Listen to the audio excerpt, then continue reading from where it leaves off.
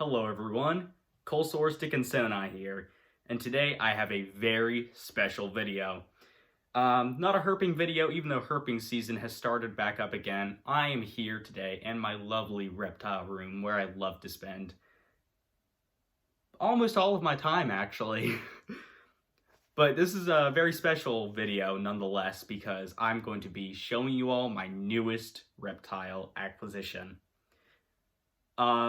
I've been wanting one of these for a while. Spoiler alert, it's not a new species. I've worked with the species before, obviously. You'll see it.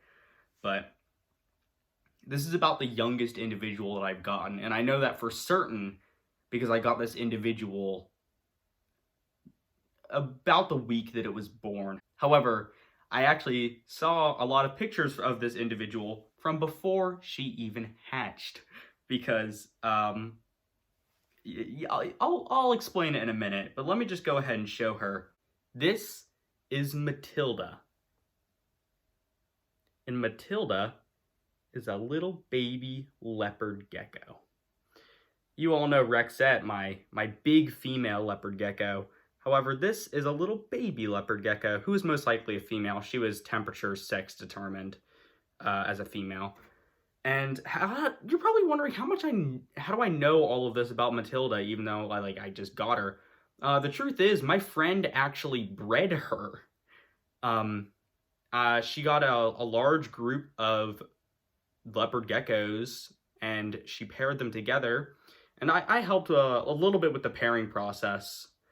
And then a pair of one of the tangerine to tangerine pairings produced 2 eggs, and she popped out of one of them. The other egg was going to be named Terrence, so I would have had Terrence and Matilda, like from Prehistoric Park. Those are the T-Rexes. However, Terrence's egg ended up dying during development, so he ended up not hatching. Really unfortunate. However, it happens very often. And Matilda was the only one to hatch, but she is a gorgeous individual. She was a tangerine to tangerine pairing, so she is a very high expression tangerine. She's about 3 or 4 weeks old now and is immaculate. She's an amazing specimen. She's much smaller than I ever expected her to be, and is still not really used to being handled because she's just a little baby. However, I do handle her fairly often because she is a leopard gecko, and I need to get her accustomed to handling if I want her to be in these videos, and of course I do. And also educational programs. That brings me to one of the reasons that I got her. You're probably wondering, Cole, why'd you get another leopard gecko when you already have a leopard gecko?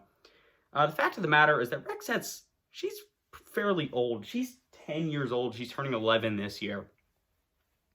And she has a couple of pre-existing health conditions that would probably limit her overall age, so she's only going to probably get a few years older, which I don't mean to sound like, I'm replacing Rexette, because that's obviously not what I'm doing. I could never replace Rexette. She was my first reptile, my first, real pet, other than, fish. There's no way, no leopard gecko even comes close to her, even the adorable little Matilda. However, that being said, I am retiring Rexette from educational things. I'll go to schools and camps and talk about reptiles. And I think that all the stress, along with Rexette's pre-existing health conditions, are a little bit too much on her.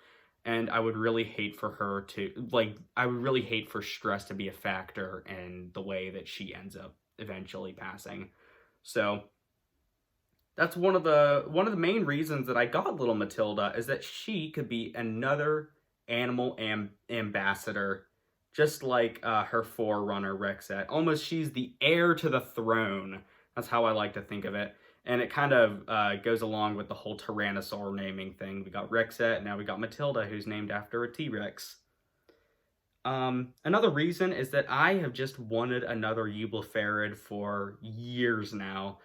And I've gotten this incredible opportunity thanks to my friend. I would have 100% my friends doing that I was able to acquire this beautiful little animal.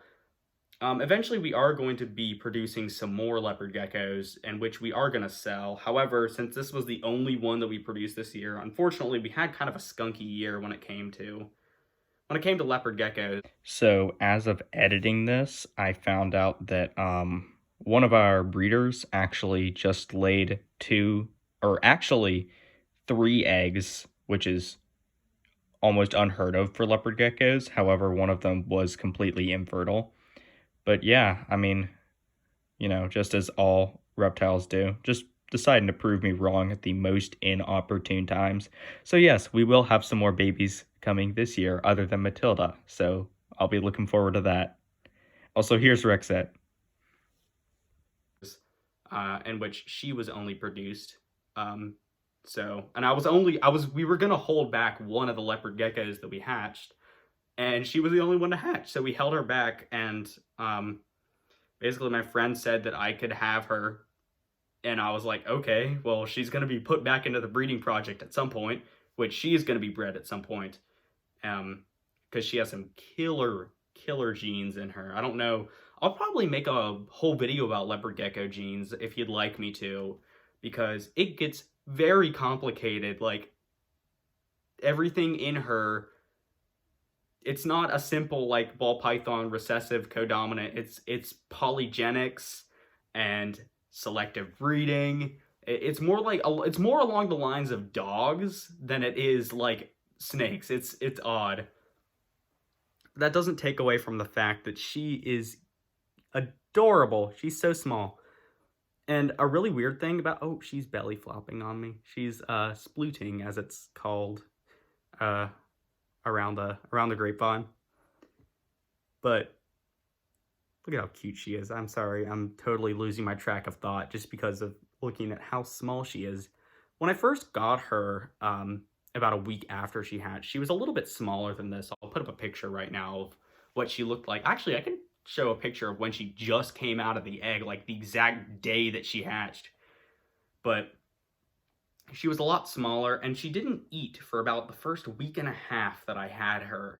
And I was so paranoid that she was going to die, because I've never had a leopard gecko this small. And obviously my previous, trials and tribulations with keeping very small herps did not end the best, if you know about my whole dart frog saga. But what was great is that after a week and a half, she finally started eating mealworms, tiny little mealworms that I have, and she hasn't stopped eating. She is a glutton. She eats so much, so many mealworms. It is hilarious. In fact, she's gotten to the point where she'll come right up to the glass and chase my finger, and she'll like eat mealworms. I can probably put some videos of it because I've been taking pictures and videos of this little goober nonstop because she is so much fun. But yeah, Matilda, give her a warm welcome in the comments to the channel, and to the reptile family here. But yeah, she is so small. Look at how small she is. She's so cute. She has no business being that small, and she is a very stunning specimen of a leopard gecko as well. Like we lucked out with some of the pairings that we got for sure, especially one of our first pairings. But yeah, if you have any questions about her, then feel free to leave them in the comments. If you have any questions about getting a leopard gecko, go ahead and leave them in the comments. Leave a comment, just, it helps me out by you leaving a comment, because it gives an interaction to my channel, but it also could help you out if you have any questions, just, and I could try to answer them to the best of my abilities, and if not, then I can ask some of my other friends who are into reptiles as well, and I could get a question for you that way.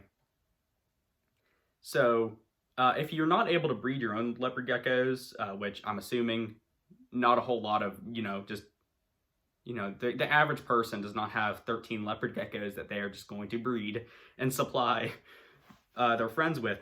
So a lot of places you can go is, I recommend local breeders, just because they tend to have like really good gene stocks. They know exactly like what their animals are, and they will answer tons of questions. So I recommend getting from local breeders.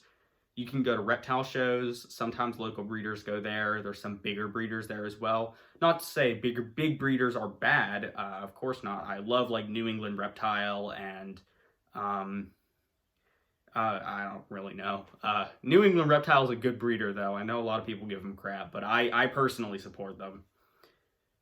But yeah, you can get from some of the larger scale breeders if you feel so like more inclined, because some of the smaller breeders can be a bit sketchy as well. It's honestly kind of hard to get an animal, uh, because sometimes people are sketchy, the animals are not. Even reptile shows can be bad places, or not bad places, but they can be a bit sketchy to get animals from, because you never know where those animals were beforehand, and it gets very stressful. Trust me, I've been to my fair share of reptile shows, and I've purchased animals from reptile shows. It is stressful. But if you have a question like about, a certain region of the world where you can get a certain animal, I'd be glad to look it up for you. Or, I may know off the top of my head. Probably not. I'm not the best with most, like, knowing every region of the world and every breeder in every region of the world. That's not how I am. I'm just in it for the animals. And yeah, I'm kind of running out of things to say. But Matilda, yeah, new leopard gecko. Let's hope that, my little adventures in baby gecko keeping. Not that I haven't kept baby geckos before. I've raised baby cresties, and I raised Rexette up from about this big of a leopard gecko. So thankfully, I'm not like a total noob. But yeah, if you like this video, don't be afraid to leave a like and comment, obviously. Subscribe if you're not already. And yeah, give her a warm welcome in the comments. Ask me questions again. And hit the bell notification so you're always notified every time I upload. And without further ado, Colesaur Stick and Sonai and Matilda signing out.